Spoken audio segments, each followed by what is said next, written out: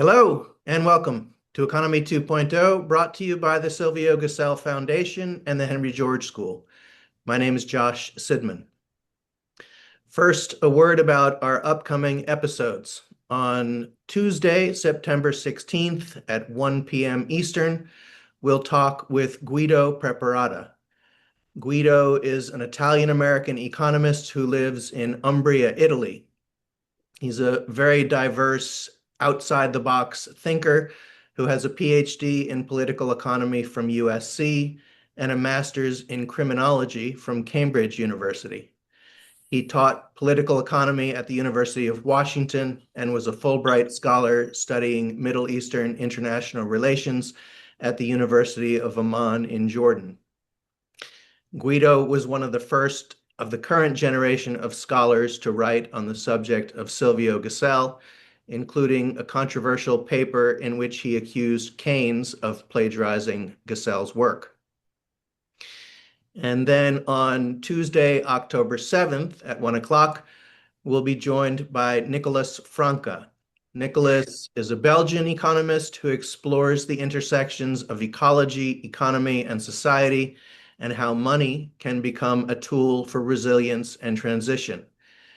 Actively involved in cooperatives, he advocates for participatory democracy and collective intelligence as drivers of transformation. Nicolas is the founder of the Monetary Diversity Network, an organization dedicated to promoting alternative monetary systems and models. As a reminder, Economy 2.0 is meant to be a conversation, not just between me and our invited guest, but also including the live audience joining us on Zoom. These meetings are open to the public. You can read about upcoming episodes and sign up to join us live on the Henry George School website at hgsss.org. Anyone in the audience is welcome to join the conversation at any time. To do so, please use the raise hand button, which can be found under the React tab on your Zoom toolbar. And so everyone is aware, these sessions are recorded and will be shared on the YouTube channels of both the Silvio Gesell Foundation and the Henry George School. Also, we would greatly appreciate your support with growing the show. Please like, subscribe, and share our videos. And if you'd like to make a donation, you can do so at silviogesell.com/donate. We'll put a link in the description of the YouTube video. All right, let me bring in today's guest.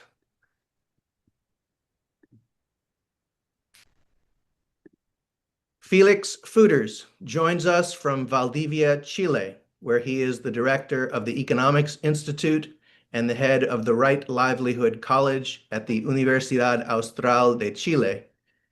He's also the chairman of the Natural Economic Order Foundation in Frankfurt, which is the principal organization in Germany dedicated to promoting the ideas of Silvio Gesell. Felix speaks and writes in at least 3 different languages, including German, Spanish, and English, and is the author of many books and articles. His most recent book is entitled How to Fulfill the UN Sustainability Goals, Rethinking Environmental Neuroscientist Hang on a second. Got some noise going on. Okay. His book, How to Fulfill the UN Sustainability Goals, Rethinking the Role and Concept of Money in the Light of Sustainability, in which he argues that our flawed form of money is the primary cause of our unsustainable pursuit of growth, and that a sustainable future is not possible without a complete overhaul of our monetary system along the lines proposed by Silvio Gesell. I first made contact with Felix about 4 or 5 years ago. As I've spoken about before, I became aware of Silvio Gesell in 2007 and spent more than a decade trying to find anyone in the field of academic economics who could help me understand why Gesell's ideas aren't more widely known. His ideas made complete sense to me, but I couldn't reconcile that with the fact that almost no one knew about him. It didn't seem possible that his analysis could be correct, but that so few people knew of his existence. For many years, I assumed that there must be some flaw in his analysis that I wasn't seeing, and I wanted to find someone who could point the flaw out to me. I found a few mainstream economists who discussed Cassell, such as Greg Mankiw, Willem Bouter, and Miles Kimball, but none of them went into much depth in terms of analyzing and evaluating Cassell's ideas. I was stumped by this situation for many years, and then in the year 2020, I got in touch with Felix. Felix was the first credentialed academic economist I found who had engaged with Cassell's work in depth.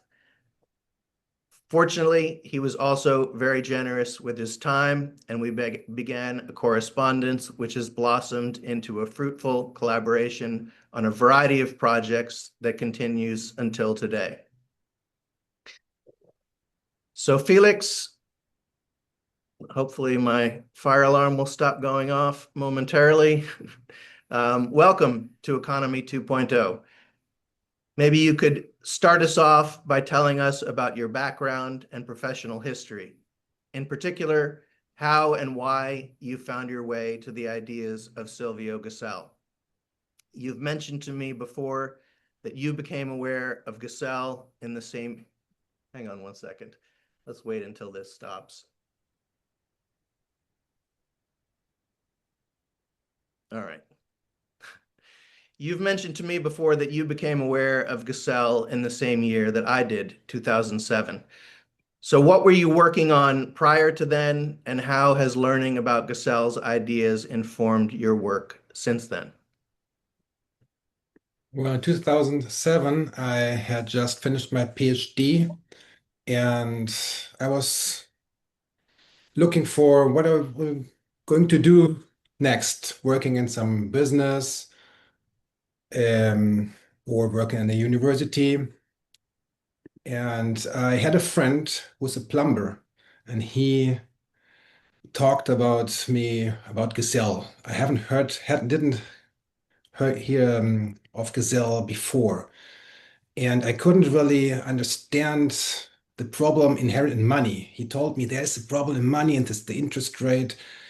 And I said, as an economist, why should it make a difference if I rent a machine or rent money? And he said, I don't know really to explain it, but there's a difference. But you're an economist, you should know.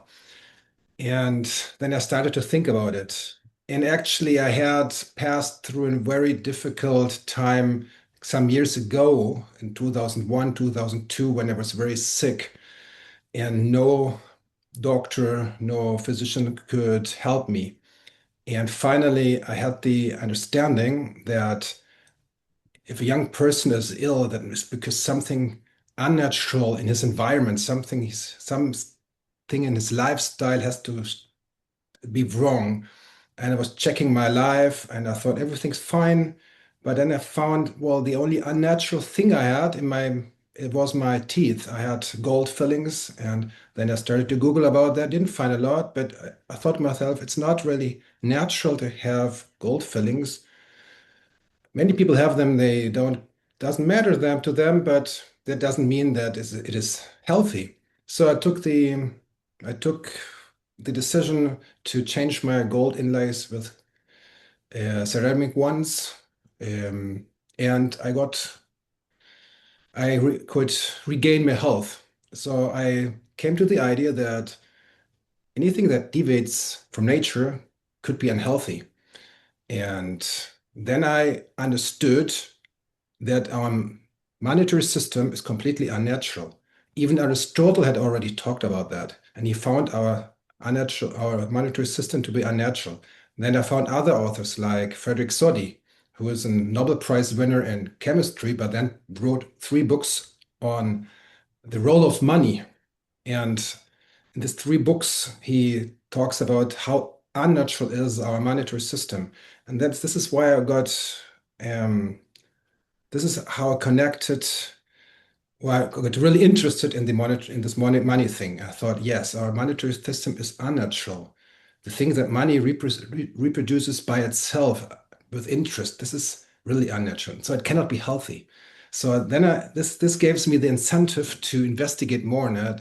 I read a lots of books, I read theories, and well, I started to philosophize myself on it, write down my first ideas. These were my first articles. And then in 2003, the book you mentioned, How to Fulfill the UN Sustainability Goals, Rethinking the Role and Concept of Money in the Light of Sustainability. Because I'm convinced that we cannot we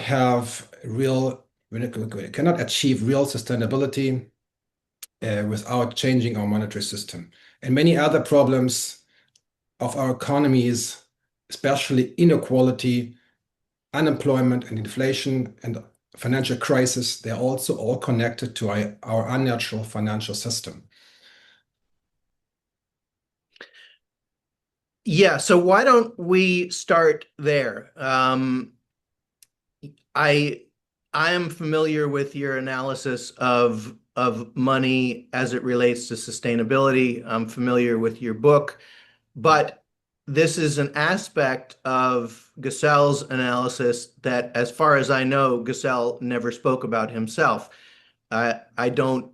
I guess that sustainability was simply not a high priority at the time that he was thinking and writing, and so he didn't, perhaps he didn't consider, or perhaps he didn't view as important the connection between the monetary system and what you refer to as the growth imperative. So for the benefit of our audience, I believe you have a brief presentation outlining how you view the monetary system as being at the root of our unnatural and unsustainable pursuit of growth. Can you go into that for us? Yes, of course. I will try to share my slides. I hope this works. Can Yep, you see it? we can. So if we change our monetary system, then I believe we can truly achieve what we could call a fair economy, a fair economy.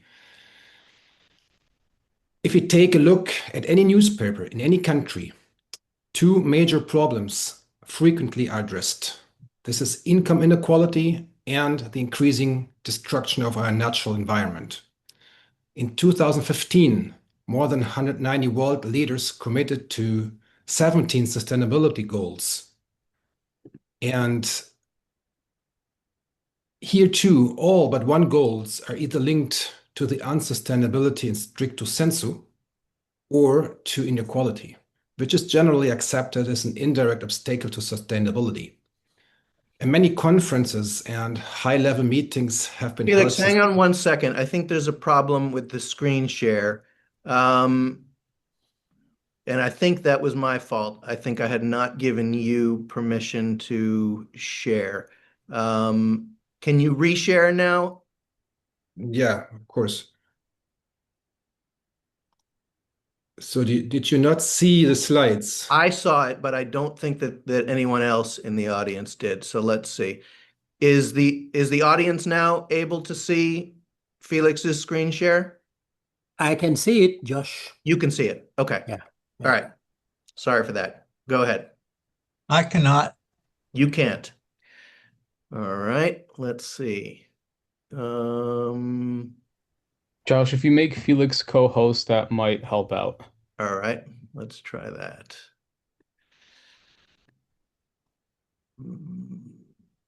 Make co-host.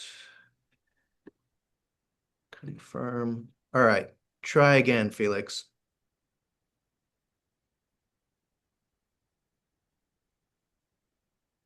You see it now?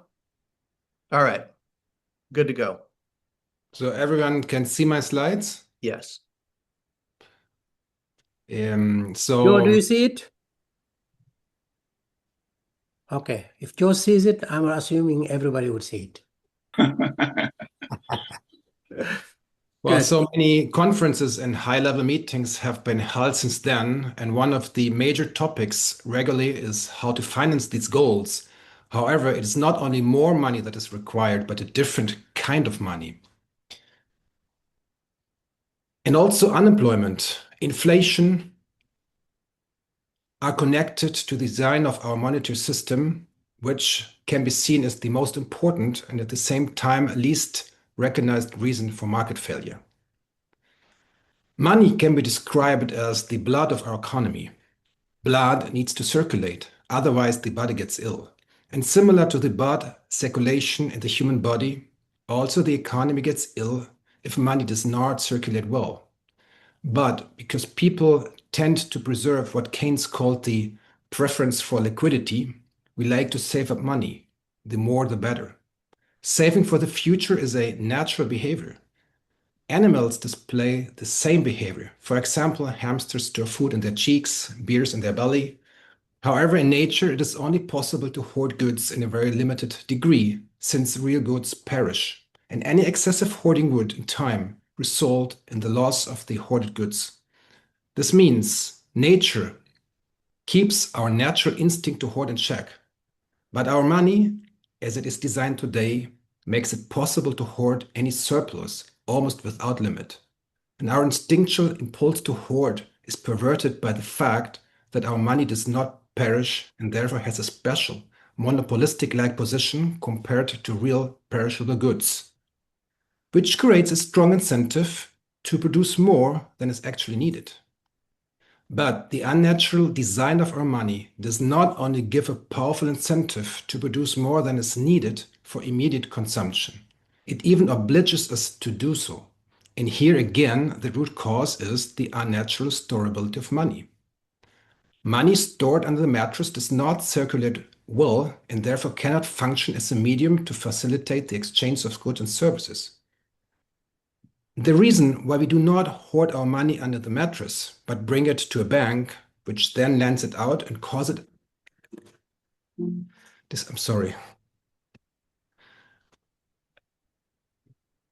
and then cause it as to circulate is the interest rate. Interest is a reward for parting with liquidity, creating an incentive to lend money out or to bring it to the bank, which then lends it out for us. If money could not be stored easily and almost without risk, holders of money would be unable to extract interest from borrowers. Seen in this light, interest results from a contradiction between money's two main functions. It is supposed to facilitate the exchange of goods and services, while at the same time it serves as a medium to store value. And to return to the previous metaphor, if money is the blood of the economy, then interest is the drug that makes the blood circulate. The drug is necessary since our money is born with a sort of genetic design flaw and does not circulate well by itself. And as with any drug that is applied for a prolonged period, interest causes significant negative side effects for the health of our economies and people living within, as well as for our natural environment. To understand this, we need to recall the following effect of interest and compound interest. Interest makes deposits and thus the money supply, defined as cash plus deposits, grow. But the money supply does not grow in a linear fashion, but rather according to an exponential function. And this is because any amount deposited in an interest-bearing bank account will have doubled after a certain period. Any amount that doubles at regular intervals grows according to an exponential function, slowly at first, but then faster and faster. And even at low interest rates, compound interest grows exponentially, because eventually the original amount will have doubled too. In the case of a lower interest rate, the flat part of the exponential growth curve is longer, like here the black curve, but at some point the curve will steepen and eventually become almost vertical too. A good way to visualize this effect is the so-called Joseph's penny. If Joseph had bequeathed just 1 cent to his adoptive son Jesus, and if it had been invested at 5% annual interest rate, what would be the value of the bank account today? The answer is 589 billions, not USD or euros, but planet's Earth of pure fine gold. Since there's no interest without debt, money is the counterpart of debt. The money supply and total debt of an economy must grow in a likewise manner. To recall the words of Frederick Soddy, money is a credit-debt relation from which none can effectually escape. The figure here depicts the money supply and total public debt from the US economy. But we can recognize that not only do the money supply and debt grow in tandem, but also that they grow according to an exponential function.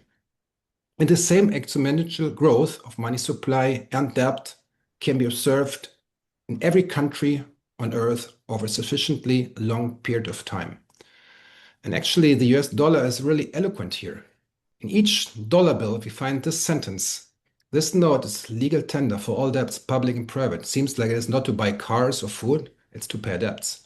Fortunately, not all currencies are so eloquent.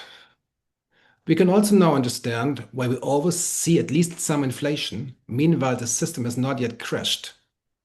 One can intuitively grasp that an exponentially growing money supply must generate inflation, since total production of an economy cannot, in the long run, keep pace with the exponential growth of money supply. And if the amount of money in circulation increases, but the quantity of goods and services remains unchanged, each monetary unit must decline in terms of purchasing power. And this dynamic was described as far back as John Bardeen and David Hume and was formalized into a more modern theory by Irving Fisher. And having now understood the fact that the interest rates exert on money supply and total debt, we can now understand the need for constant economic growth in the real economy. It is not only greed that makes us produce more.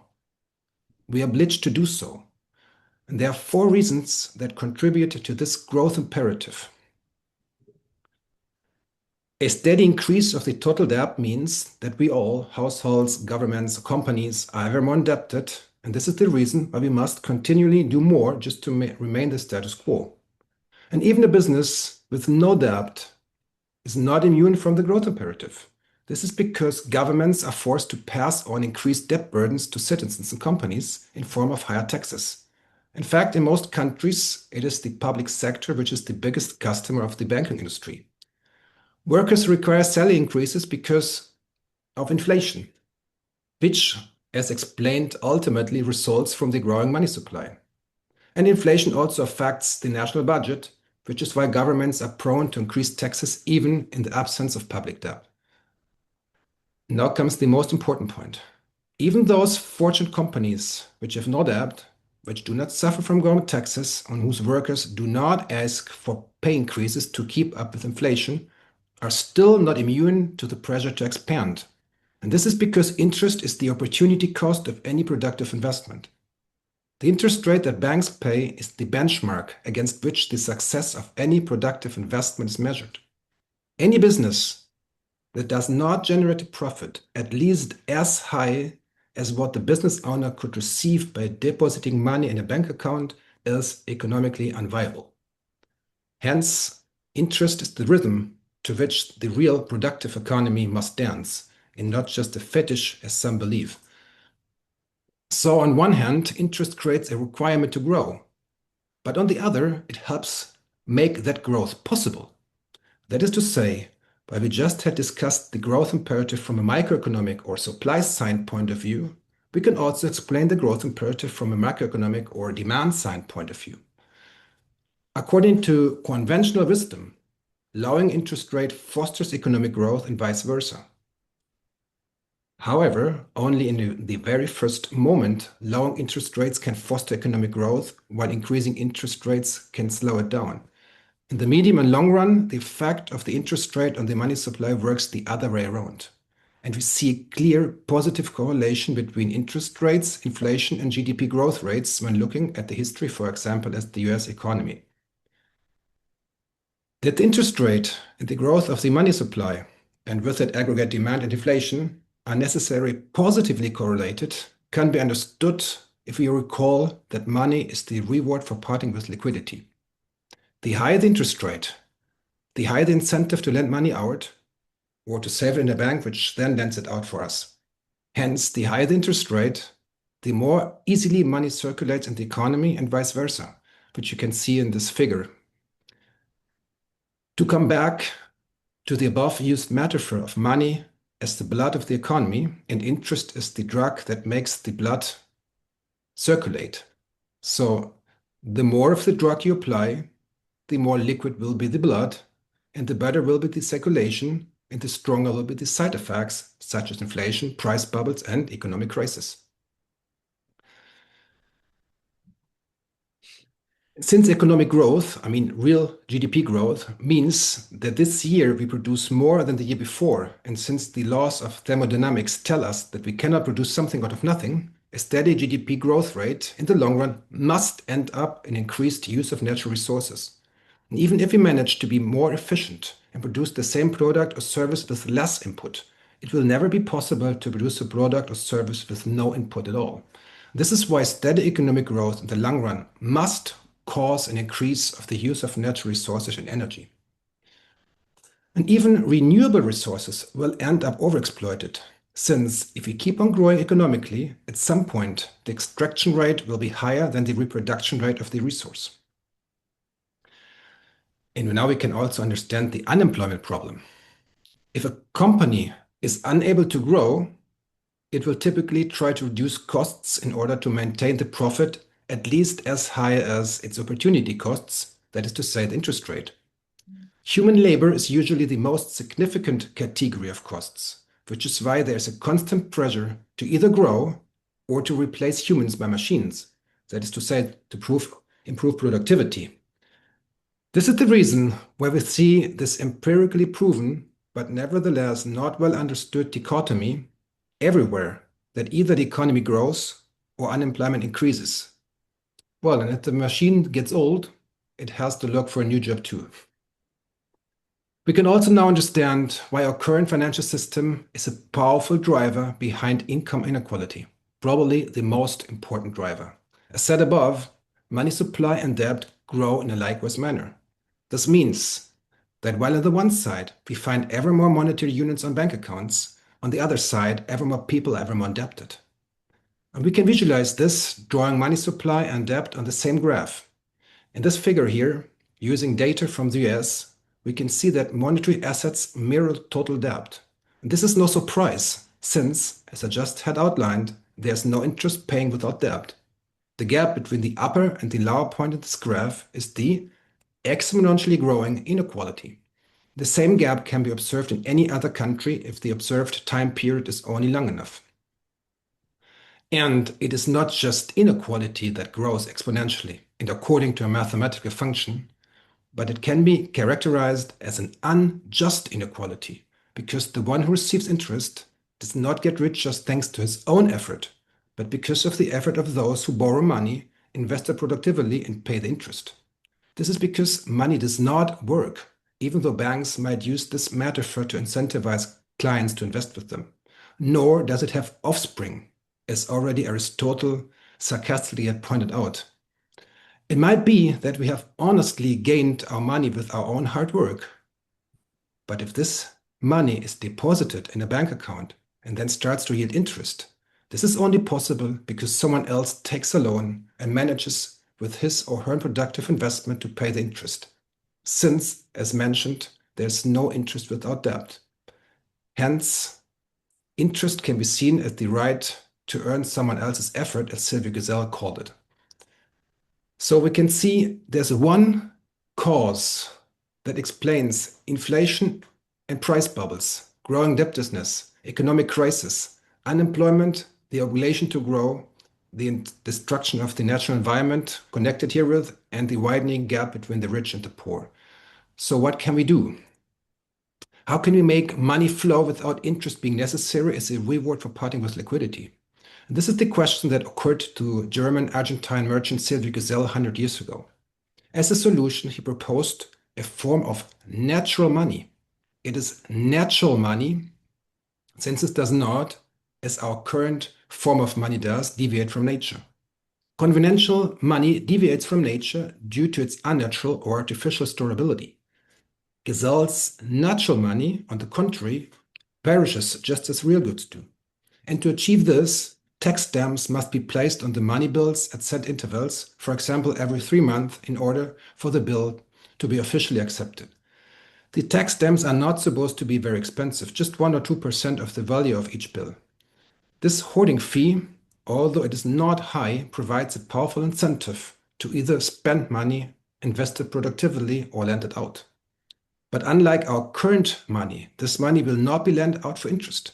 Instead, the money owner can be grateful to the borrower, since the borrower promises to pay back the bill with the corresponding stamps are fixed. In other words, since the money perishes in the same manner as real goods do, it cannot be hoarded indefinitely and thus circulates without the necessity for interest as a reward for parting with liquidity. And such money would lose its special position compared to real goods, and money holders could no longer blackmail those in need of money and pressed interest, as Gesell called it, or to exploit the scarcity value of capital, as John Maynard Keynes put it in some smoother words, discussing Gesell's proposal. And this interest-free currency would serve solely as a means to facilitate the exchange of goods and services and not to store wealth. Irving Fisher, the same Irving Fisher which taught us the quantity theory of inflation, considered himself a modest apostle of Sylvie Gesell and even wrote a book copying the idea of Gesell, which he called stamp strip. Unfortunately, today, students of economics do not have knowledge of this. Also, Keynes, in his main book, The General Theory, he discusses the idea of Sylvie Gesell and says that the future will learn more from the spirit of Gesell than from that of Marx. Unfortunately, he was not right in that. And today everyone knows Marx, but almost no one knows Gesell. And at the famous Bretton Woods conference, where the International Monetary Fund and the World Bank were installed, Keynes proposed an international currency, which he called banker, and which would have applied the idea of Sylvie Gesell. Unfortunately, he was not able to get this pushed through. And we have many successful experiments of such natural money. Probably the most successful one is in Wörgl and in Schwanenkirchen in Austria and in Germany. And those cities came out of the Great Depression in the 1930s, applying Sylvie Gesell's natural money. Actually, the bill we see here is the bill which circulated in Wörgl for 2 years. And it was so successful in getting the city out of the Great Depression that many other cities started to copy it. And we found it even in other countries, in Liechtenstein, Switzerland, France, Spain, and even in the US, we had 13 cities which had such natural money experiments. And there was even a bill in the Congress to change the US dollar to a natural money. But at the end, it did not have the majority in Congress. So today, of course, we can think of modern alternatives. We don't have to put stamps on bills. We can think of some electronic banknotes or cash cards, prepaid cash cards, which according to some algorithm apply the according fee. Or even we can think of a negative interest policy by central banks. A negative interest is nothing else as a holding fee. And this idea has been discussed also in working papers by the International Monetary Fund, making expressly citing expressively Sylvie Gesell here. In my last book, which you mentioned, Josh, how to fulfill the UN sustainability goals, I also discuss 17 different alternatives. But to summarize, only those concepts can be seen as true alternatives if they come close to the idea of Gesell. That is, to implement some sort of incentive to not hoard, but to make money circulate so that it can serve as the blood of the economy.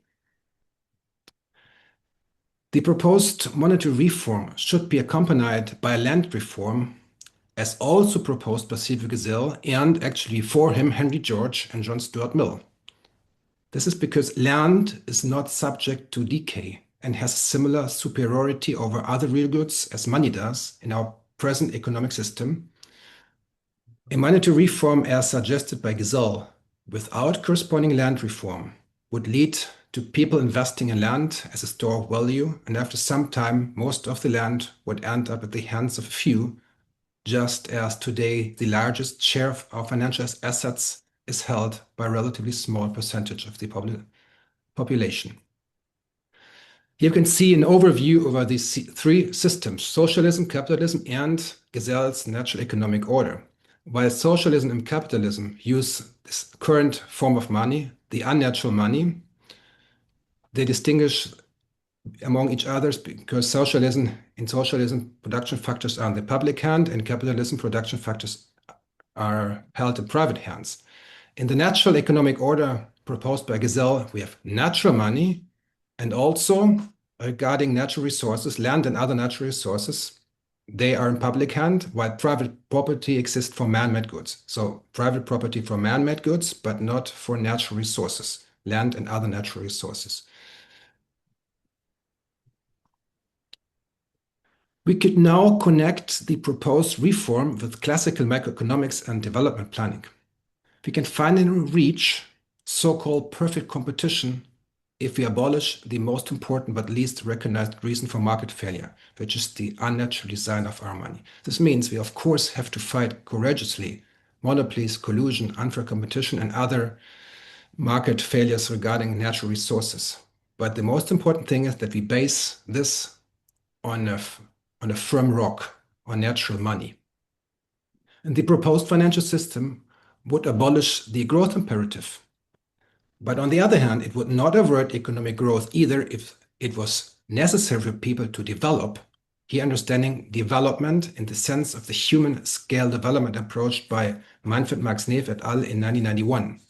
And according to this concept, the better people can manage to satisfy their fundamental human needs, the more developed is a country or region. Here we see this famous matrix of 9 fundamental human needs in 4 dimensions. And in each cell, we put the satisfier we can find in each country or in each region. And the more satisfier we find, the more people are satisfied in their fundamental human needs, the more developed is a region. The roadmap towards more development requires more competition, not less. Manfred Max Neef used to say that he was strongly influenced by Schumacher's opus, Small is Beautiful. Perfect competition is just that. Many small and medium-sized companies competing with each other to best satisfy consumer needs. The best way to fight gigantism, another word that Max Neef used a lot, is to get as close as possible to perfect competition. And perfect competition is finally possible to reach if we reform our monetary system. While today the biggest share of economic growth translates into increasing inequality, in only a relatively small share, if any, promotes development in the sense of promoting the satisfaction of fundamental human needs. But we can argue that with the Gesellian natural money, near 100% of economic growth could translate into development, that is to say, into the development in terms of improving the satisfaction of fundamental human needs. Given that the government also successfully enforces competition law, so that also classic market imperfection and monopolistic rents that could derive hereof can be avoided. The driver of economic growth would then solely be the satisfaction of human needs.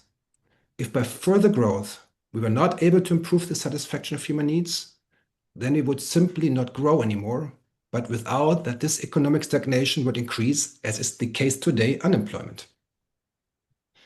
So as an overall conclusion, it can be stated that if we aspire an economy that promotes the satisfaction of fundamental human needs, that is a development at human scale, if we want an economy that serves people and not vice versa, and in which gaining money is not an end in itself, if we want a true social ecological transformation that attacks the illness from its root and doesn't just address the symptoms, then we have to reform our money first.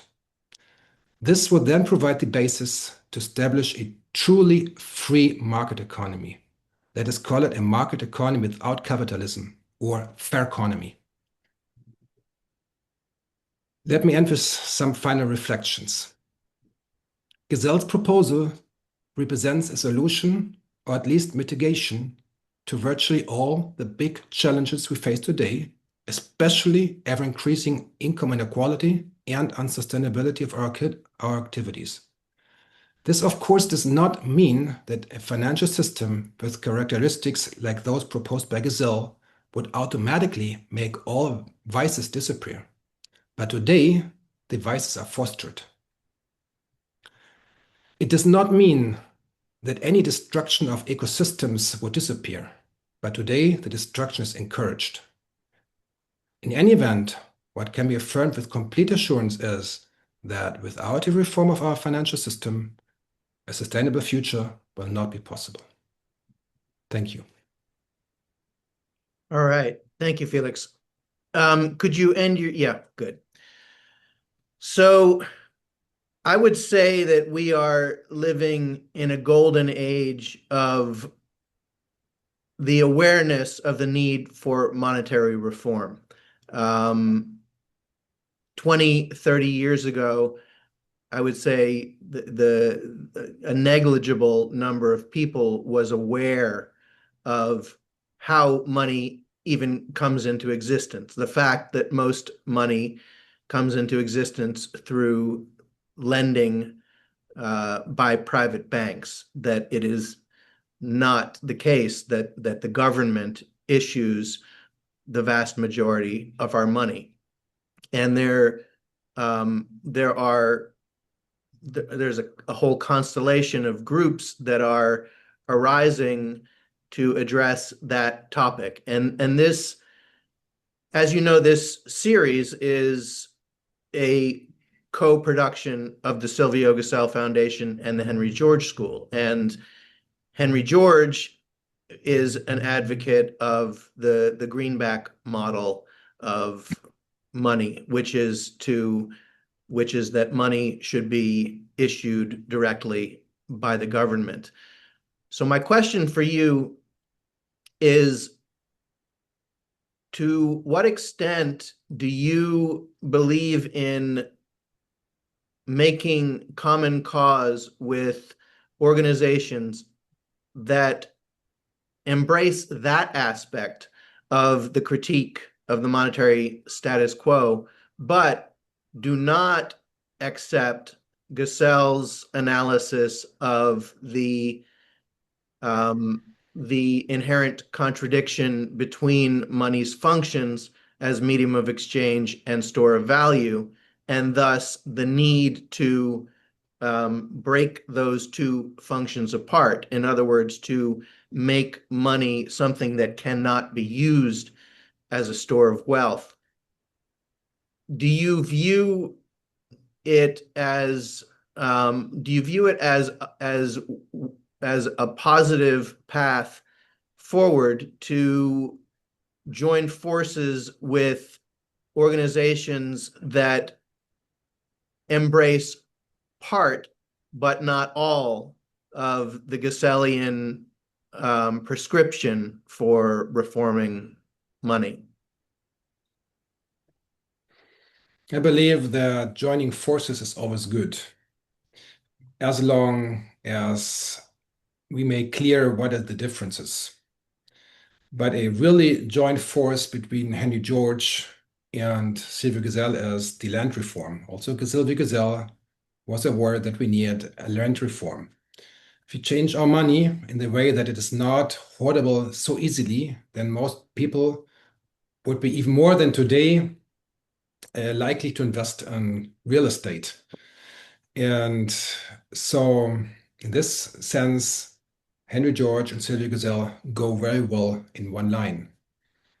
And also the fact that many Georgists, as you say, are also aware of a problem in our monetary system and say that government should issue money. So they also connect here with Gesell. So we have pretty many things in common, actually. But the most important thing, and most important problem, in my understanding, is the contradiction of the two main functions of money, that at the same time it should circulate, but at the same time we use it as a store of value. This cannot work. And this is where interest comes from. Interest is the reward for parting with liquidity. And this is while at the end, financial assets start growing and debt starts growing because there is no interest without debt. So both grow, and this is where income inequality comes from, and at the end also the obligation to ever grow. So the unsustainability and the inequality, I think this is the two most important problems in the world. They have to do with this contradiction of the two main functions of money. For sure. Agreed 100%. And the phenomenon of interest is at the heart of this issue. And I'll mention that we have an upcoming episode that Felix will be a part of, in which Felix, Willem Bouter, and Ahmed Anwar are going to have a roundtable conversation on the subject of interest. Because I would argue that if we don't view the subject of interest, if we don't come to a common understanding of the subject of interest, we cannot possibly agree on a solution to the problem. And I would say that's at the heart of the disconnect between Silvio Gesell and Henry George on the subject of money, because they did not agree on why interest exists. So my challenge as someone who has been given the opportunity to talk with and engage with the Georgist community, which is a wonderful opportunity for the Gesellian movement, because Henry George is far better known than Gesell, is that so far I have had limited success convincing Georgists of the Gesellian view of interest. And I have doubts about whether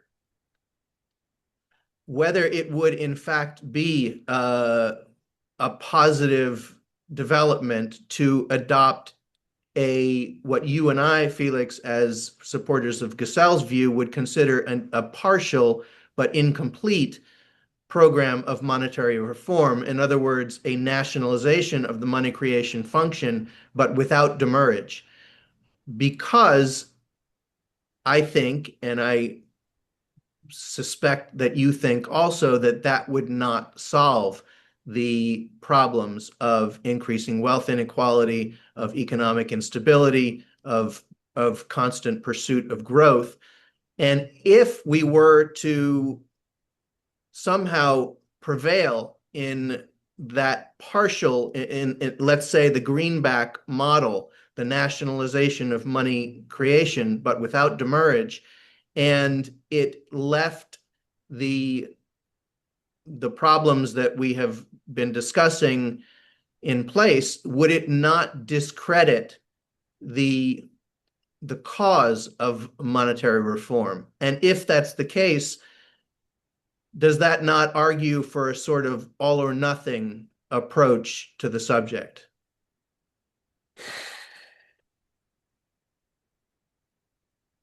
Yeah, I see the problem you try to point out.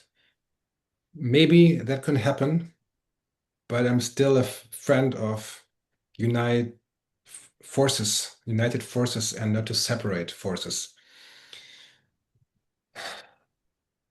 Yeah, I know about myself that I tend to have an all or nothing mindset, and that can be counterproductive. And so I'm constantly asking myself, is my personality getting in the way of building fruitful alliances with people who share some, but not all, of the economic perspective to which I subscribe? Or is it a valid point that pursuing a partial but importantly incomplete program of reform could in fact discredit the whole idea of monetary reform? Yeah, actually, this is an important point. And also in INVO, in the foundation which I'm the president in Germany, which is the Foundation for Natural Economic Order. So, which the idea is to make known Gazelle's proposal. There are many people who are also a friend of a system which they called full reserve money, or which is 100% the 100% money proposal, and many believe then that this alone would cure all the problems. It does not. But fortunately, most of us in the foundation have this, I think, so clear that we need a different kind of money, not just a money which is 100% produced by the public hand, not by private banks.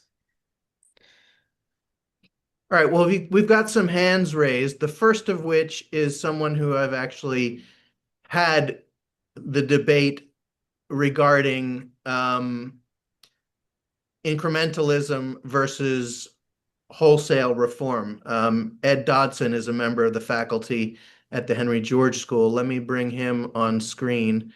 Well, Josh will be totally surprised that my comment is going to be totally unrelated to that particularly. I simply want to point out that in Henry George's writing on political economy, he always referred to interest as a tangible asset, a portion of the total wealth being produced, and the return to capital, to the owner of capital, to the capital good. So when George talks about that, he would bring up an example like this. I own an electric saw. You have a job of cutting wood. Right now, you only have a hand saw. So I agree to loan you my electric saw to do the work. When you use your hand saw in a given period of time, you could cut 50 boards.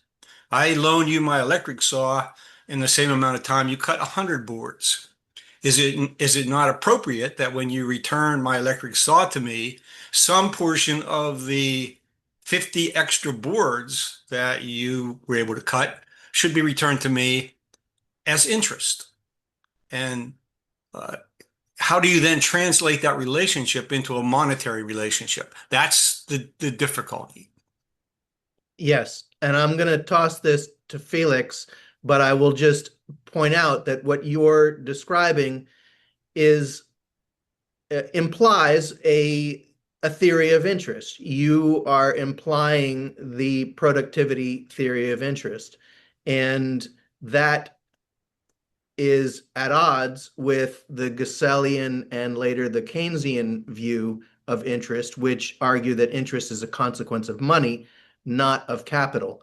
So I was just going to say, the way to get around that is what has been proposed by some Georgist economists, and that is scrap the term interest to describe what I described and call it capital yield. Then you can use the term interest for the monetary relationships. let's throw it to Felix. Yeah, this is a problem which is maybe here. This is the core problem, which is why Sylvian Gazelle's economic theory is not really understood well in economics. The example you used is you talked about is chainsaw, right? And if the chainsaw gets better, you have more outcome. The chainsaw is capital. This is real capital. Money is not capital. Money is a medium to exchange to buy capital. Of course, you can rent a machine, and it is just that you receive a reward, which because the machine gets old, you have to maintain it, and you do not usufruct it by yourself. So you need a recompensation for that. But the same argument cannot be applied to money, because money is not a real product with intrinsic value, which usufruct you can postpone or argue that you're not using it. And it's not the same to rent a machine or to rent money. If you take the money, buy the machine, and then rent the machine, then it's just to receive a recompensation for that. It is not just to receive a compensation for a machine which you have not bought yet. Again, money is not capital. Money is a medium from which you can exchange capital or human workforce. Felix, I think another important part of the answer to Ed's question has to do with the way in which money limits the creation of capital. Ed's question sort of implies the notion of a fixed capital stock, whereas Gesell's analysis tells us that the quantity of capital, which of course is an input to determining the price of capital, is artificially constrained as a result of our form of money. And I don't think that you can answer Ed's point without drawing out the logic of how money impedes the natural process of capital formation. In other words, what you're saying, Josh, is the element that is not in my scenario is that money has been required in order to produce the equipment, the capital goods that we're making use of, whether it's a hand saw, whether it's electric saw, and everything else that's involved in the production process in our modern world absolutely requires the use of money. That is true, but that's not the key point that I was driving at. What I was driving at is because of the fact that money, as Felix put it, is an opportunity cost that must be exceeded in order to fund capital creation. That puts a limit on the production of capital. And Gesell's perspective is that that is an artificial phenomenon caused by the existence of interest, and that if interest were not part of the equation, that more resources would go into the creation of more capital, which would drive down the return on capital. And so you made an important distinction, which is should we change the terminology from interest to capital yield? Capital yield would change if the quantity of capital expanded. Felix, do you want to chime in on that? No disagreement. Of course, we need money to exchange, to increase the exchanges of goods and services, and many increases in production and productivity are possible because we have money, and it would be very difficult to barter. And but this does not mean that interest has to exist. We could borrow money and lend money without interest. And in the Silvio-Gesellian money system, then this would the credits, the loans would work without interest, and even the increases in productivity of real capital would be better. There would be more increase of productivity than we see today if the loans were interest-free. All right, well, we've got a bunch of hands raised, so let's go to the next, which is Allison. Let me bring you on screen. Allison, go ahead. Okay. Shoot. I have too much to ask. One is, thank you, Felix, for your presentation. And is the PowerPoint available to us? Because I get to substitute for our economics class tomorrow and teach about heterodox economics. I have a free free platform. So my big mission has been to bring this into earlier and earlier education because it's a fundamental shift in paradigm, right? And so that's the first one. Felix, is there a way that that you can share your Of course, PowerPoint yes. presentation? Yes. I'm happy to share my slides, of course. Thank you, Felix. Thank you so much. And I'm glad you brought up Max Neef. And one of the ways that I've approached teaching both the the natural order column that you have is also what as I see it, as understand. Yes. So that's how I've approached teaching. It's a kind of a biomimicry, perhaps, like approach to that. And looking at, but also with the human needs. And so I feel like addressing the human needs and recognizing at each step which economic strategy that's taking place is trying to address which human need. And when we do that, I think we open up more opportunities to design better strategies to assure that need. The need, of course, with the chainsaw example, I like that a lot. And I guess one of the things I imagine is ultimately that's just an agreement that's happening between these two parties. And the interest is one strategy for that agreement, but it's simply, I'm going to borrow this chainsaw, and in return, I'm going to soup it up, make it even better than it was before, make sure it's oiled and kept clean, kind of the Gazelle Robinson Crusoe model. It's better than just sitting in the shed rusting. And then afterwards, I return it to you with X amount of money. It's just an agreement for that particular use. Surely if he's producing that much more wood, he would buy his own chainsaw, right? And So also the chainsaw, if you rent a chainsaw, this is not interest. This is renting a machine. That's right. Exactly. It's very simple. It's to rent money. So I don't even, it was a little complicated, even the suggestion of capital, whatever. Just it's an agreement that we're making, we're renting it. And it's a very salient point. The most important point is this money being infrastructure. That is an accounting measure, simply an accounting measure upon who's doing what, when, and how.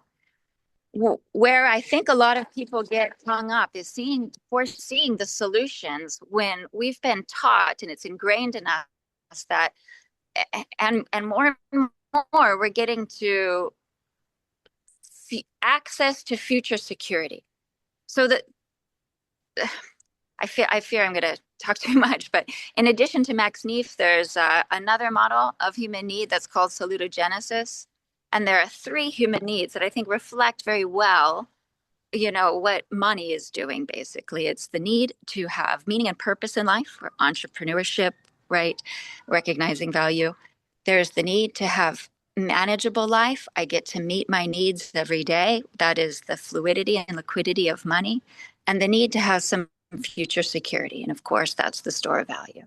And those are the 3 basic fundamental needs. We don't go into all of the other stuff, right? That's the core to us. And so when it comes into that future security, it hits on an amygdala level, right? And so immediately there's a lot of resistance to a monetary design that is decreasing in value or government owning land when it's the closest access that any average individual has to assuring future security is the ownership of land. And I think addressing those things and showing, like I think the original Landlord's Game did very well, of showing how if we play along at these certain set of rules, we actually build up future security in a better way than we're doing now, as in the center of the Sustainable Development Goals, economic growth is the actual cause of all of the other problems around it that it's trying to address. And so I think my question is, how can we express to an audience, a future security model of money for those who can no longer work, and retirement. So I kind of see that the Gazelian model is like a modern monetary theory, perhaps, where, we finance people who are good for their promises, who are making a promise or a commitment, and we finance them, and that's the banking part, and give them what is that accounting measure that circulates, and it continues to go back. So even if it's demurrage, it's pulling back into the general fund, so to speak. And as our capacity grows, that amount to be able to lend out and finance grows.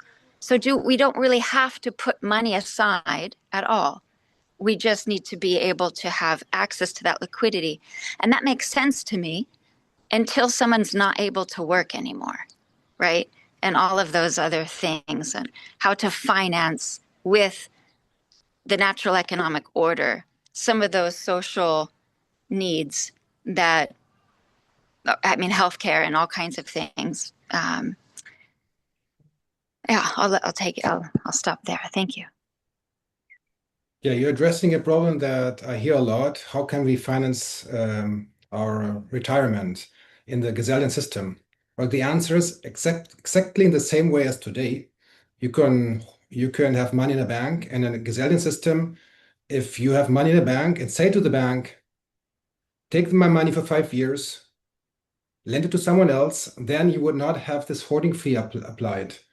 Money would then not lose. You can also save money in a bank and Gazelian system as today. You will not receive interest, but you would not need interest because inflation wouldn't exist. And also, as today, you can invest somewhere. You can buy stocks. You can buy land in this. Well, and it depends how we do the Gazelian system, but I'm also not a fan to really. I'm not really sure if we really should do this thing with the that land is completely state-owned. If it's not, you can buy land, you can buy stocks, whatever. Well, and even if we do the complete natural economic order where land is stately owned and you just rent the land, but even then you can invest in your house because your house will be, even in the Galilean system, will keep your house, and the people who live there, and if they die, their offspring has the right to keep on this land. Yes, you would have to pay a rent, but today we have to pay taxes, and there wouldn't be more than the taxes we have to pay on our real estate.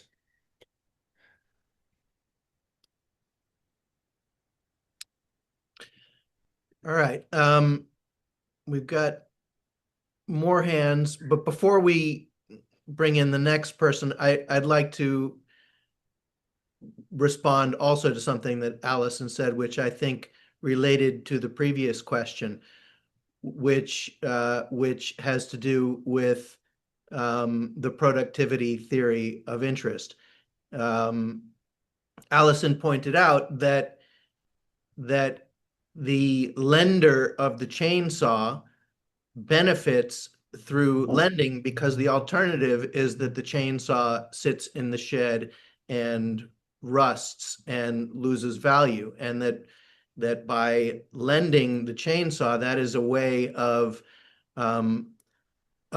insulating the lender from the forces of nature, which apply to virtually all forms of real capital. So again, I think it is so important to engage with the productivity theory of interest that Ed voiced, because he's correct that the person who is in a position to provide labor with capital and thereby increase the productivity of labor is benefiting labor. But that's only half of the picture. The lender of the capital is also benefiting from that transaction. It's a win-win it's a win-win dynamic, and the productivity theory of interest only compensates one side of that win-win dynamic. It compensates the provider of capital, and it does not take into account that the owner of capital is also benefiting. And that's what Silvio Gasel's Robinson Crusoe story is designed to illustrate. Felix, do you want to Actually, comment on that? yeah, and renting these chainsaw against money, this is not interest, it's a rent for a real product. Interest is if you rent money, but here they rent a real product. This is not interest. This is all in all this theory, they confuse or mix up interest with real economic profits. Interest is if you gain money for lending money. This is the problem. The problem is not, no, it's not if you rent a chainsaw and receive money against it. This is not a moral problem, and it's also not an economic problem. Only one, from the one hand, flows the money to the person who rents the chainsaw. But interest makes deposits grow, and debt in likewise manner. New monetary units are produced by interest, because if interest is paid on some bank account, where does the money come from if the central bank has not produced more money? The answer is only from a new loan, which is also interest-bearing. Yeah. This is where both start growing, money supply and debt, and they start to decouple from the real economy. This is the problem. The problem is if you rent money against interest. The problem is not if you rent machines against money. All right. And these words are not well distinguished, because in our economic theory, we mix up interest with capital. We define with capital gains. We define money as capital. Even today, if we talk of capital, we mean money. Capital is a production factor. Money is not a production factor. Money is a medium to buy a production factor. All right. Howard Switzer is up next. Howard, if you want to turn on your camera, I can add you to the screen. All right. There you go. Howard, go ahead. Right. Well, I have a slightly different take on the rent, because and I understand your arguments, which I think are also true and important. So I suppose two things can be true at once. But interest is built into rent in this current system. A fellow German, Margaret Kennedy, did the research. Yes. And came up that on average, 50% of the prices we pay for all the goods and services is interest. And so if you're renting, there's interest built into that, embedded into that cost. Now, even a person who lends his chainsaw out, he may want to ask for enough to cover maintenance on the use of it. But there's also that other factor of just relationship, community relationship, and wanting to make everybody, everything work good. There's that aspect to it. But I also wanted to talk about the banks, how in monetary reform, we're saying that the banks can still exist. They just can't create money. They have to lend money that's already been issued into the economy by the government, and for public purpose, for the common good, not into speculation and all that kind of stuff. And so that is a vast improvement over what we have now. Of course, we have these huge accumulations of money, which is power, to deal with still. And I see demurrage as a next step to say, okay, this is how we battle with that. And if we can include that all in one thing, that's pretty good, because that's a question I get about monetary reform. How are we going to deal with the current accumulations of money? And so I think we've touched on the two most important principles. It has to be publicly issued, and it should be a better circulation medium by adding demurrage. So I didn't really have a question. I just had those comments. Thank you. All right. Thanks, Howard. If I can, before the next question, I want to read a quick passage from Gesell that I think is key to understanding this point that is, in my opinion, so critical and so hard to wrap your head around, which is the connection between money and capital. So let me just quickly read this passage. Gesell writes, "So-called real capital is therefore anything rather than real. Money alone is true real capital, basic capital. All other capital objects are completely dependent upon the characteristics of the existing form of money. They are its creatures. They received the title of nobility, the title of capital from money. Deprive money of the privilege of forbidding the workers to build new houses.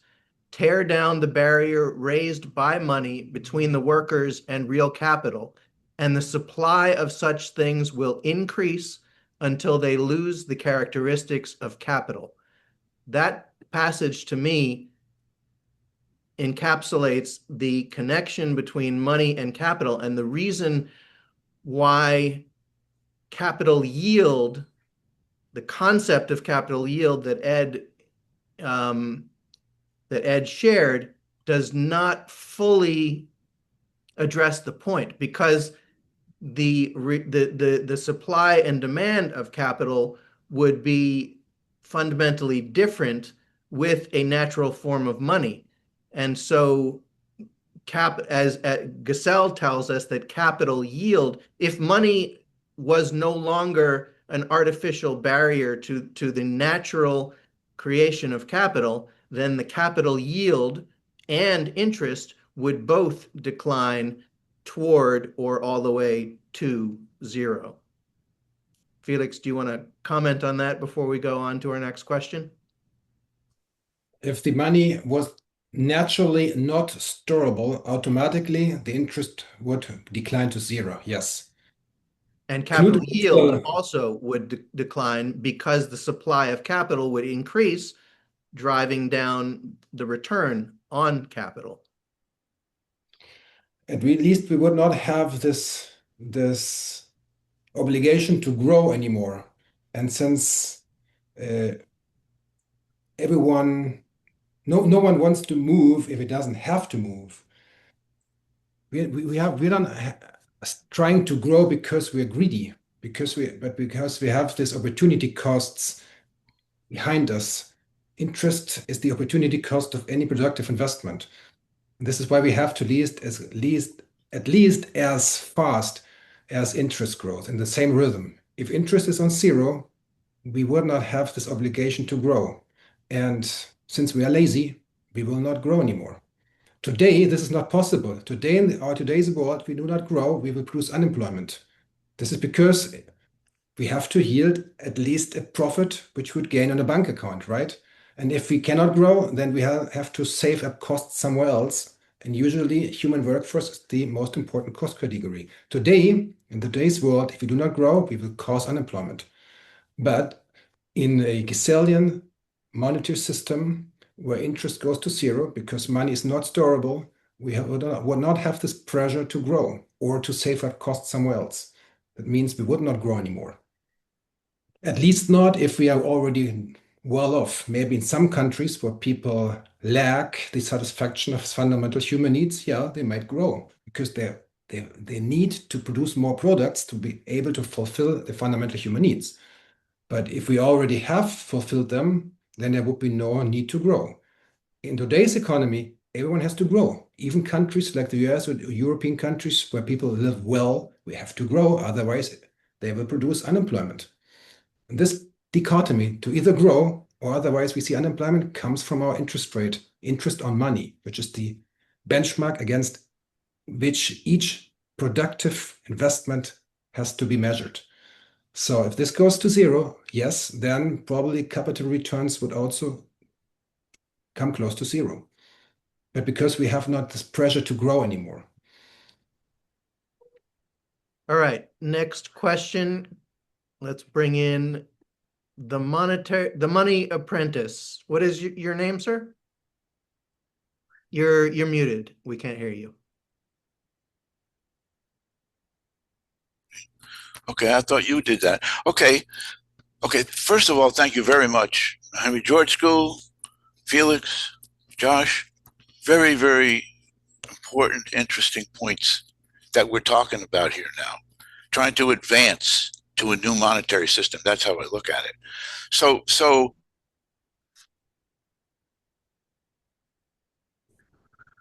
but there's one thing that I feel like is not being said, and I want to say, and I want the other aspect of government issue money.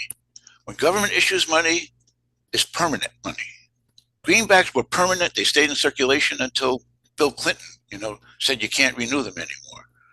So all that money that was created as greenbacks, that 450 million, stayed in circulation throughout the economy for all those years. It was all there. It was $1 every day. Okay.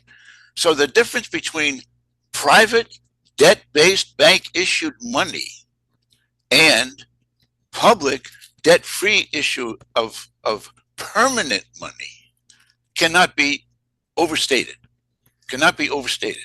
So when we think about money, we have to think about it in terms of what happens if you have permanent money. Well, if people don't realize that the fact that when you have private debt-based money, all the money in circulation is constantly generating an interest burden onto the population, okay, onto the civilians that are using the money system users. And that can go a long ways to replace that with debt-free money, like as the monetary reformers are advocating through the Kucinich bill now, the bill of Kucinich and the American Monetary Institute. It's issued all the money that becomes permanent. All the money that's circulating, that's going to be circulating in the economy, it becomes permanent. Okay, you don't have the money that's paid off, that's destroying the money supply, be renewed. It doesn't have to be renewed. It never has to be renewed. This is an important factor. So as we go to making 21st century solutions to the money problem, and my respect for Gesell is magnified, as much as it can be, but still he was dealing with real paper currency. And because he was dealing with paper currency, we were doing the demurrage aspects of it correctly. But if you remove the need to have interest on money being issued, then you take a huge burden that we're all talking about, and it's the one that causes the inequality. It's the one that causes I'm not going to say the inflation, but it's the one that causes the unemployment. Because as we use today's money system, which you remember what they called it, the elastic money system, the one that increases and decreases by demand. Imagine that you wanted to have a monetary system, the means of exchange for the economy, be something that's going to increase and decrease. No, you want the money system to be permanent. You can have credit that increases and decreases, but if you take money out of the economy by destroying it when you pay back a loan, no, then that has to have new money that's issued with more debt, and the money, the multiplier of the interest, the curve of the interest accelerates. So we won't have that. And I just think that that's an important concept that we need to keep in mind with regard to it.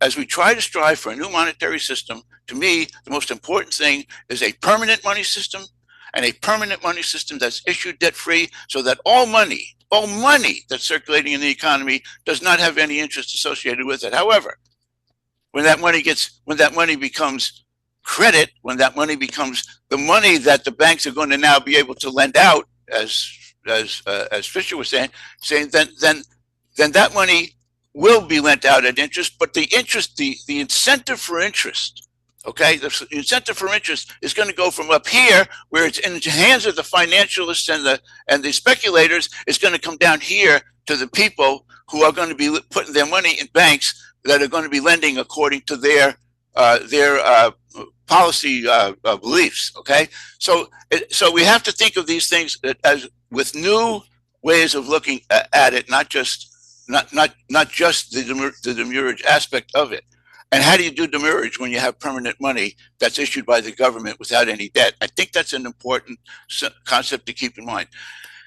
Now, the last thing that I want to mention, because we talk about sustainability and how important that is to everybody, and I totally agree. Of course, I was a member of the International Institute for Ecological Economics for 12 years.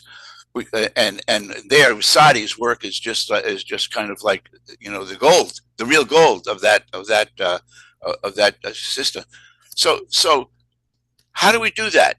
Well, I have here, you know, everybody knows For the Common Good, which was Daly's publication, but it wasn't until the second printing that he got to add his afterword. Yeah, Is afterward. Money, debt, and wealth. There's no money, debt, and wealth anywhere in an economic model that anybody learns in school. Okay? When we talk about the fact that we don't learn about money in school, we don't learn about money and debt and wealth and the interactions there. But if you read this paper introduces the importance of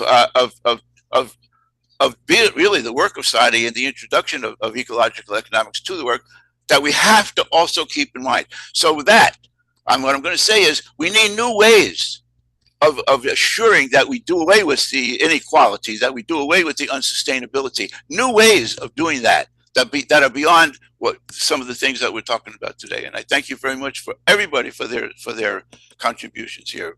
I'm sorry for taking so long. Over. I'd like to comment on the permanent money point, which I think is a very critical point, but I'd like to let Felix go first in response to that. Felix? Yeah. Even if the government produced the money and not the banks, if the money is hoardable, then it would not circulate well in the economy. Interest will still exist. The problems will not disappear. And if the government lends money without interest, then they would have to do that constantly. People would hoard their money under the mattress, not flow. The government constantly would have to issue more money to compensate for people hoarding money under the mattress, and we will have a huge money supply, this time not created by interest. But Totally false. Totally false. I'll do that personally with Felix. I'd like to approach this personally with Felix. It's okay. Sure. Let me respond to the point about permanent money, because I think that gets to the heart of the issue here. You pointed out that greenbacks were issued in the mid-1800s and existed 100 years later.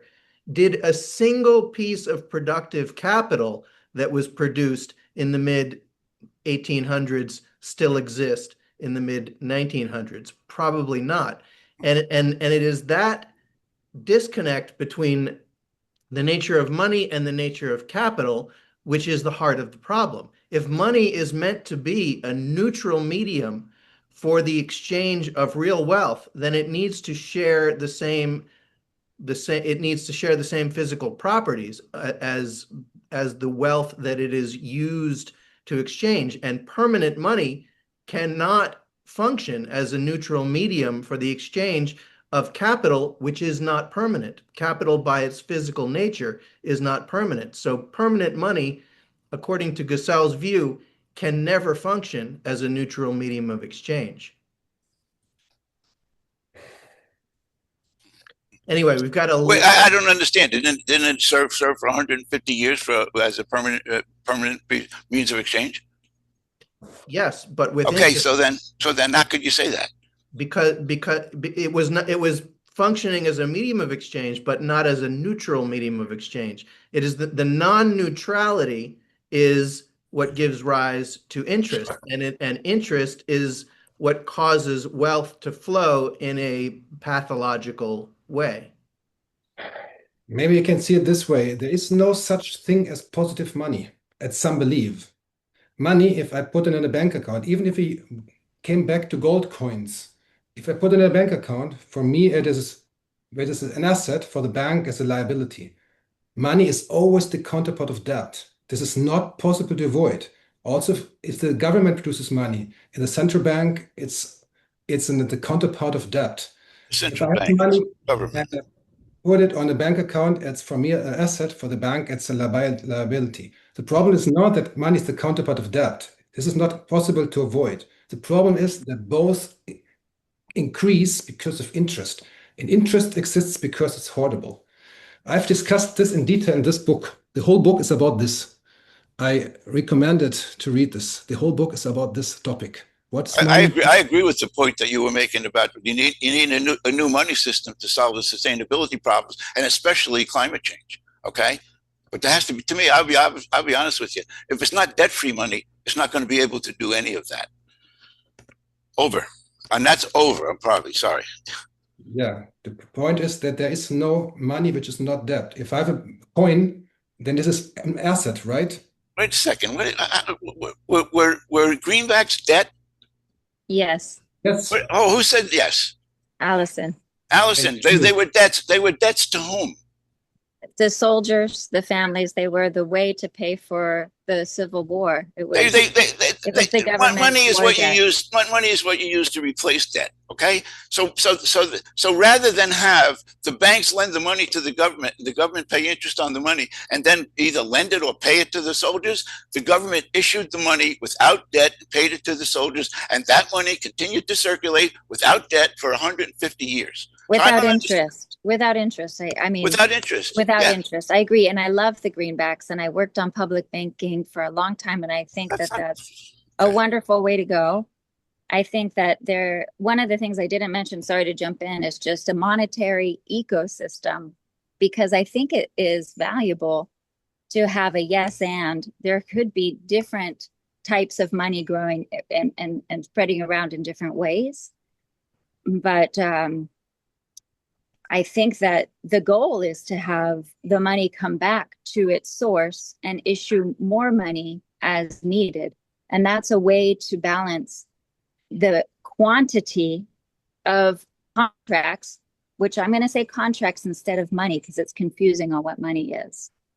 So, so the quantity of these accountability contracts circulating that match the goods and services needed in the community. And so there's parity there. And when it's not matching, because it's circulating forever, and it's harder to keep track of how much is out there, and we could have inflation and deflation. So I just think there's yes and lots of different ways to kind of look at it. But I agree with Felix and Josh.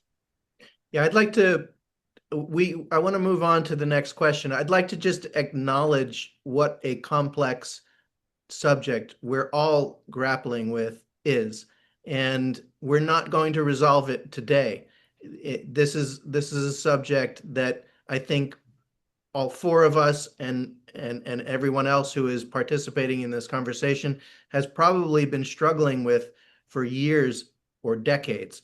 And this is precisely why I thought that the subject of interest would be a great topic for a roundtable where we bring together experts who have different views. Because if we don't, in my view, if we don't come together on the topic of interest, why interest exists, then we will never agree on the correct design of money. And it is important to acknowledge that Silvio Gesell and Henry George had different understandings of why interest exists. So it is natural and inevitable that they will not see eye to eye on the correct design of money.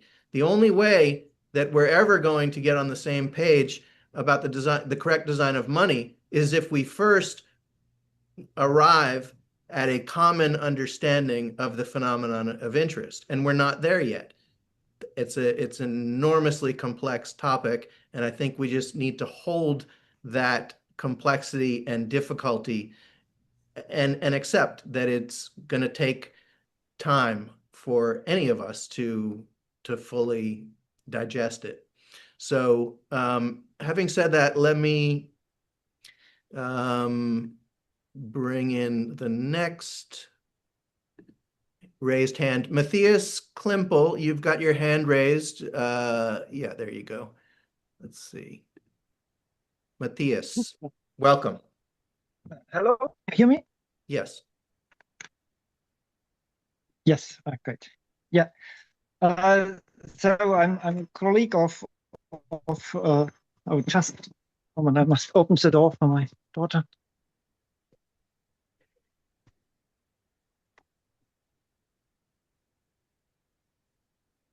Yeah, I'm a colleague of Felix from Invo. I'm also on the Invo board, so as the vice CEO. And yeah, I want come back to the example with the chainsaw, and I find it a very interesting example, since I feel that it's intended to justify interest stemming from the real capital. In fact, this example has parallels to Gesell's explanation of the interest as a pure monetary phenomenon. So if you have on the one side the chainsaw, you can ask not only if it's okay to lease or rent the chainsaw, it's a question, how huge is the lease rate? Is it enough to replace the appreciation and the risk premium and the wage of the borrower, yeah? Or takes it all the products the other is producing with it? It's a huge difference to take all the added value or only the replacement cost. And the example of the chainsaw, this example did not address this question. How huge is the lease rate? Is it at maximum? So the borrower of the chainsaw, all added value belongs to me, then I can just say it's exploitation. Or is it for free? And even the replacement costs are not paid. So the lease rate is zero. Then the borrower bears cost. It's a reverse exploitation. The leasing of the chainsaw without any compensation is exploitation from the other side.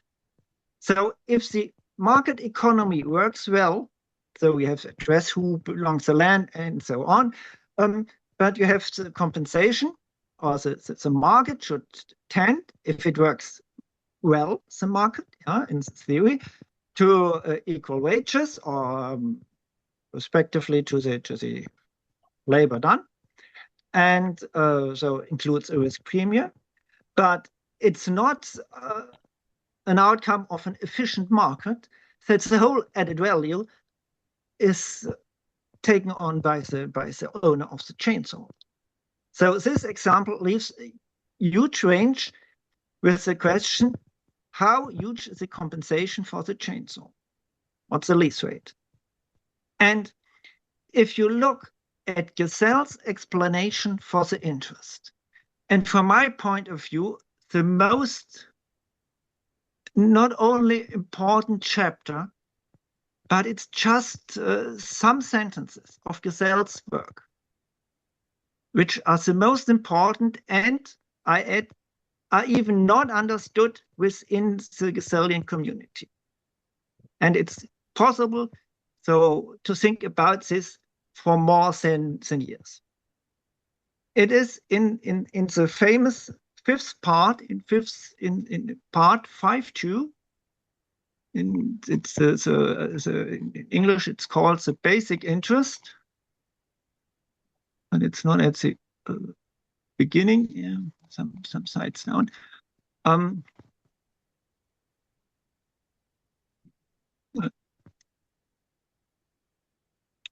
So Gesell writes, there is even at the present day a general opinion that the rise or fall of interest is determined by competition among those who lend money. And here it's an important point. He says, so be clear, the implicit or explicit assumption is there is competition between moneylenders. And Gesell says, this opinion is wrong. There is no such thing as competition between moneylenders. He makes up and he explains that competition is here an impossibility. If the money offered or loaned by capitalists is drawn from the existing circulation. So he has a model in mind of a constant amount of money, which is not like our monetary system looks, but which is necessary to understand the nature of money. You can't start with a complicated monetary system today without having an idea how it works in a more simple way. You have to understand, or you can only understand the monetary system with the central bank function today. From my point of view, if you look at Gesell's model with a constant money, then you can only understand what central banks really do. The central bank really does. And so he has in mind for his general approach a constant sum of money. Yeah. So if the money offered for loan by capitalists is drawn from the existing circulation, the capitalists, by lending this money, merely fills the holes they have dug by withdrawing it. 10, 100, or 1,000 moneylenders mean 10, 100, or 1,000 holes dug by these moneylenders in the path that money has to pursue. The greater the amount of money, of loan money offered, the greater are these holes. It's very difficult to understand, and it's worth thinking about, and it's theoretically, because you have to abstract from the current system where the central bank provides an infinity elasticity of money, only depending on the interest rate. But you can only understand what central banks are doing if you understand the sentence. And it explains not only the interest, it explains also the power of the central banks today. If you look at the facts, no private bank really influences interest rates. The central banks are setting the interest rates and influence them. And it's just because of this argument Gesell provides. And you can see on this example, yeah, if you have a chainsaw which can be reproduced, the lease rate will tend to the production costs plus risk premium. If you think in this world in this theoretically world of the constant money, you see there is no reproduction, there is no competition between moneylenders. The interest rates raises up to the top. So, to speak in the neo-Ricardian view, it's a maximum profit possible, which is the first point of truth. What money is doing is to say, without my money, you can barter. If I provide you money, you don't need to barter. You can use money. You are more efficient in the exchange process. So give me the whole added value, money, in form of reducing transaction costs, in form of avoiding barter. Yeah, this advantage of money, pay me for that. And I get the most of it. That you are so Gesell is much more than just say there's a liquidity premium, which is a small part of the theory. The main part is that the interest is a result of money reducing transaction cost, avoiding barter. That money use is more efficient than barter, and the moneylender can come and say, pay me for that. I take the added value of that. so to my pocket. And this is so it's not really simple, but this is an analytical breakdown of the Gesellian theory.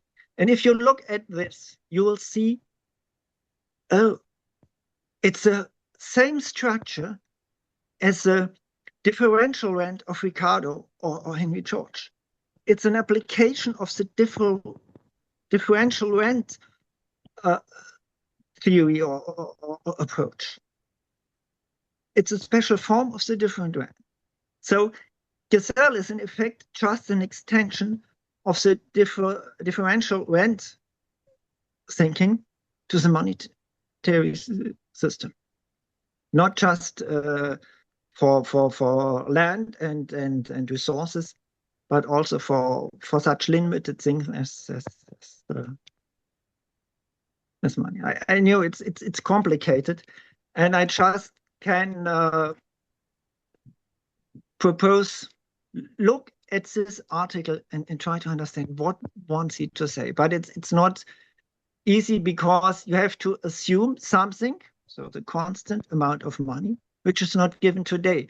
But I can say you can only understand the money, the elasticity of money implicit now in systems, which is a political decision, and elasticity only due to the central banks.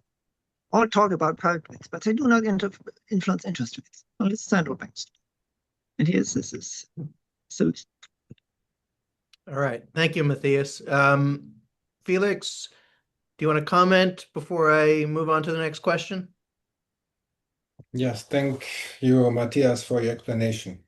But to resume it, the interest comes from the hoardability of money as a reward for parting with liquidity, as Keynes called it. And Gesell called it the basic interest, which exists there because the money is hoardable and not because of market constellations.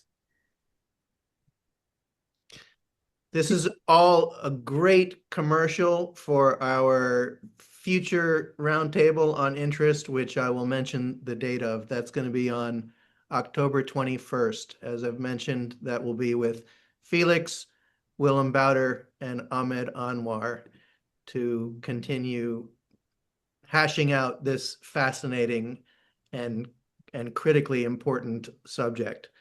All right. Ed Dodson is coming back for round two. Well, Josh, was so long ago, my immediate reason for raising my hand again was to respond to your comment about what I said, but now I can't remember exactly what your comment was. Although, what I wanted to say was, I think that the relationship between capital yield and the scenario that I painted is a little bit more nuanced than you seem to think. And the reason I say that is because there's depreciation in use and there is depreciation with non-use. And for different types of assets, the rate of depreciation is much greater for non-use than use. Things wear out faster from non-use. Now we're getting into this world where we have capital goods that are producing capital goods without any new infusion of very much labor. So robots producing capital goods, and then other robots producing or repairing the robots that are producing the capital goods. So one of the things that the previous speaker mentioned was that the competitive markets will determine what the appropriate capital yield will be. And then the producer of the capital good will have to determine, is what the market is going to offer me as a yield for my efforts worth me to produce things.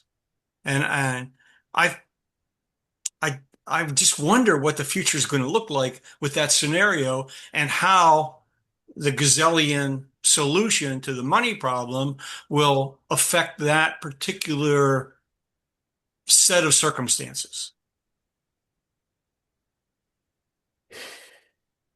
Felix, got anything? Again, there's this thing we have to define what is money and what is capital. Money is not a production factor. The I once heard a similar explanation of the problem as you said with the chainsaw. Someone said at former times there was a farmer who needed a plow, and there was the soldier who made the plow. And so they agreed upon the farmer rented the plow from the soldier who made the plow, and he paid him with potatoes he got out of his uh, plants. He planted potatoes and then he paid him with potatoes, or sold the potatoes and the money he gave to the soldier for renting him, leasing him the plow. So the argument was in the former times also interest existed. And thanks to the interest, they could interchange and both were able to gain something. But the thing is, it was not interest, it was renting or leasing a real good. In today's world, the thing works the other way around. You have to first go to the bank, lease money, and with the money, you can lease the plow. In today's world, you pay twice. You pay the lease of the plow and the lease of the money. And this is actually a thing which Saint Thomas Aquino had already discussed about. And we don't see this because we define money as capital.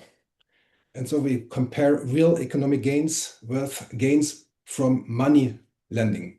And we have to clearly define or distinguish these two things. And then things come more clear.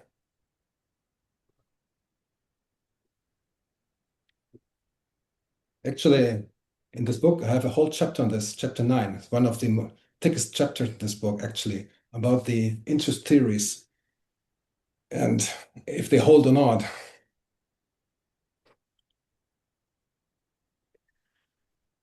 Ed, anything further? I don't, not at this point. I think if I read Felix's book, perhaps I'd be able to come back with some intelligent questions. But I'm just trying to picture what the future of the world will look like, and I'm not yet clear on that aspects of what. I'll add this. I think as a local currency experiment, the merge will work perfectly. Can it work on an extended experiment to a national or international economy?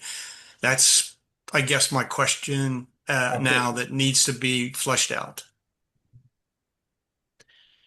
I believe yes. Can I answer? Yeah, I believe that it would. Actually, that would be wonderful. Unfortunately, Virgil was only a small experiment. It would be a lot better to have a whole country. And the future would look lots more prospectful if we had a Silvio-Geselian monetary system in each country, probably. In the current system, if we don't change it, the future doesn't look really good, in my opinion. We see wars coming up, and they have to do not only with crazy politicians, but also with the need to grow and the need to capture resources. So, final question then, are we doomed to collapse before the solutions will actually be even tried? Is our wisdom so flawed that we have to wait until we get to the very bottom before we actually think of good ideas to implement?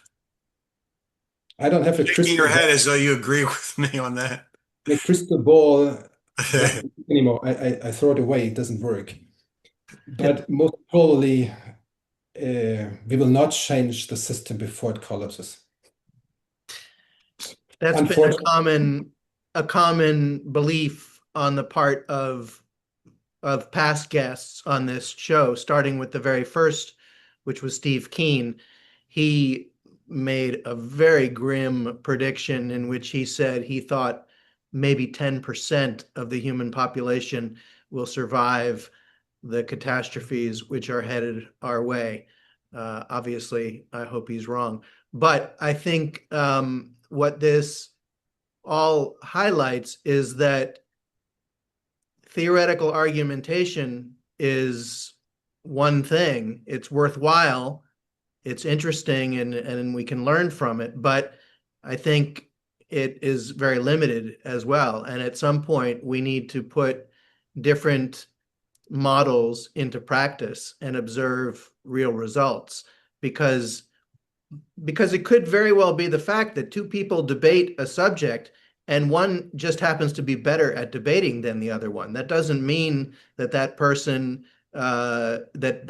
views are the right ones. You know, the dynamics of debate are very complex too, and ultimately economics is about real people, real matter, real goods and services, and Felix, as you say, fulfilling human needs.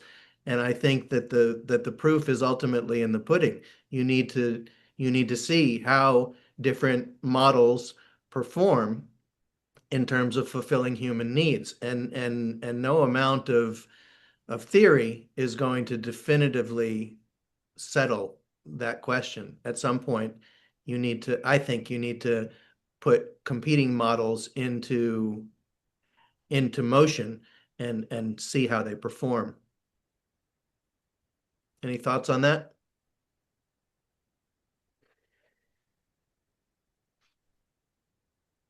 No? All right. Well, that just about brings us up to the 2-hour mark. There's a lot that we didn't even get a chance to discuss, and that's fine. I don't view the purpose of Economy 2.0 to settle any questions in a 2-hour time frame. Rather, I view Felix as someone who has been introduced into the conversation today. He will be back with us on October 21st as a part of the roundtable. He will perhaps be back for future episodes in which we can discuss other aspects of his work, which we didn't have an opportunity to get to today.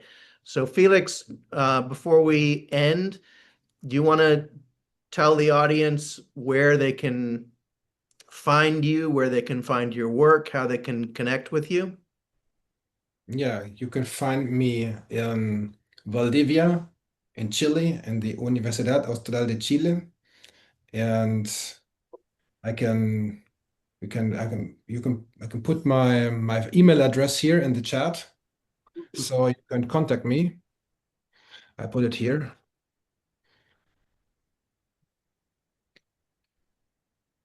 And Also, Felix, you can send me any links that you want to your book, to your university, to your website, and I will put them in the description section of the YouTube video. yes, and if you Google me, you can find my webpage, fuders.cl, and you could find any of my publications, my books and papers accessible there. Thank All you right. very much for your time. I was happy to be here with you. Thank you. All right. Thank you so much, Felix. And we will see you again at the roundtable episode on October 21st. And thanks to everyone for joining us. We will see you in a couple of weeks. Josh, if you don't mind, I'd like to make an announcement to invite everyone who attended today. Our classes are resuming from this week, and we will have Marty Rowland on Ranche Capitalism. We have another one upcoming next week with Dan Sullivan on Henry George on the free trade question. He calls it Prosperity Without Tariffs. Please enroll and join us. All right. That's Ibrahim Madrami, the Educational Director of the Henry George School. All right. Thanks, everyone. Have a good day. You.